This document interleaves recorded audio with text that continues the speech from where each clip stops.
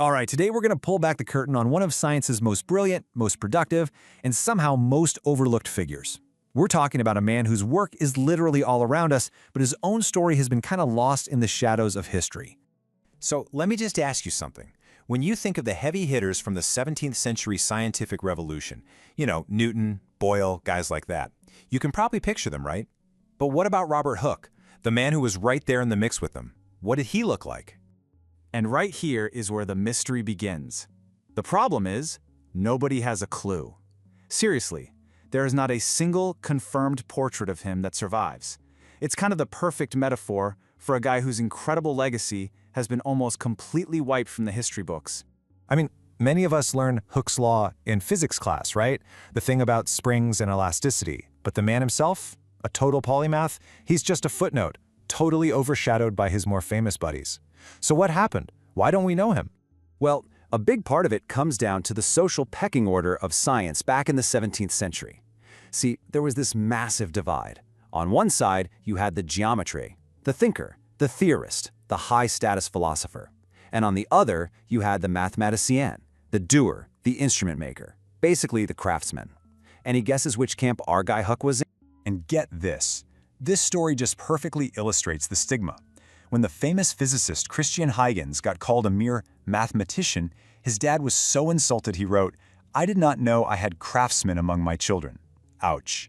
You see, being a hands-on inventor, that was seen as lower-class work. And Robert Hooke? He was the ultimate hands-on inventor.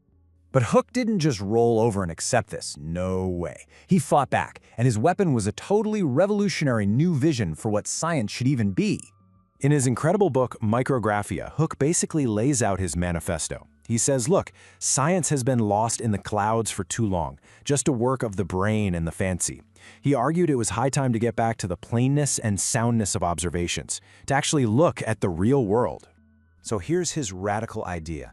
Our senses, they're flawed, they're weak. To really understand the world, he said we needed artificial organs, instruments like microscopes and telescopes to help us see things as they truly are.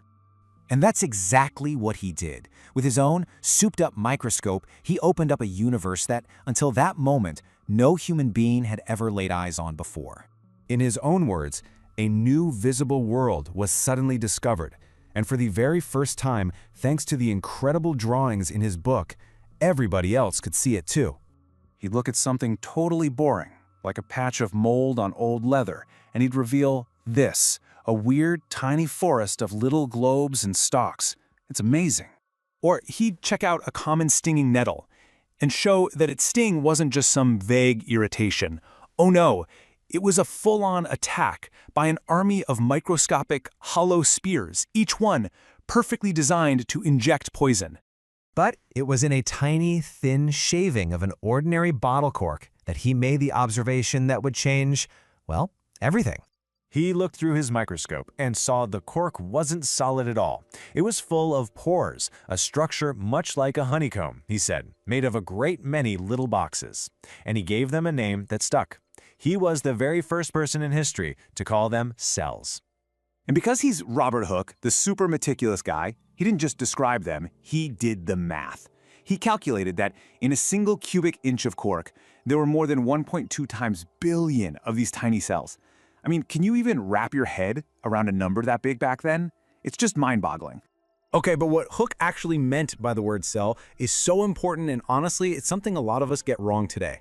So let's really think about this. When Hooke, the hands-on inventor, used that word, what picture was in his head? Because we tend to think of one thing, but he was thinking of something completely different. So the common misconception is that he named them after a monk's cell, a little isolated, solitary room. And that totally fits our modern idea of cells as these little independent things. But that wasn't Hooke's analogy. He was explicit. He compared them to the cells of a honeycomb, interconnected, structural, part of a whole system. He saw them as little pipes that moved the natural juices. For Hooke, it was all about connection and function, not isolation.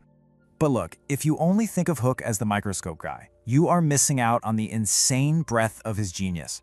This man was so much more. He was a true polymath. I mean, the guy invented the balance spring, the little gadget that made accurate watches possible, which was a huge deal for sailing and navigation. As the Royal Society's first curator of experiments, he was basically a one-man science factory, having to come up with new experiments every single week. And after the Great Fire of London in 1666, he became the city's surveyor and helped rebuild the entire city from the ashes. The sheer range of what he did, it's just staggering. So, when you step back and look at the whole picture, Robert Hooke's legacy isn't just a list of cool discoveries, even though that list is incredibly long. He gave science its eyes. He championed a whole new philosophy. The truth isn't found in some dusty old book or just by thinking really hard. It's found by actually looking at the world and using instruments to see it even better. It really makes you wonder, doesn't it? If a giant like Robert Hooke could be so completely pushed into the shadows, who else is out there just waiting for us to take a closer look?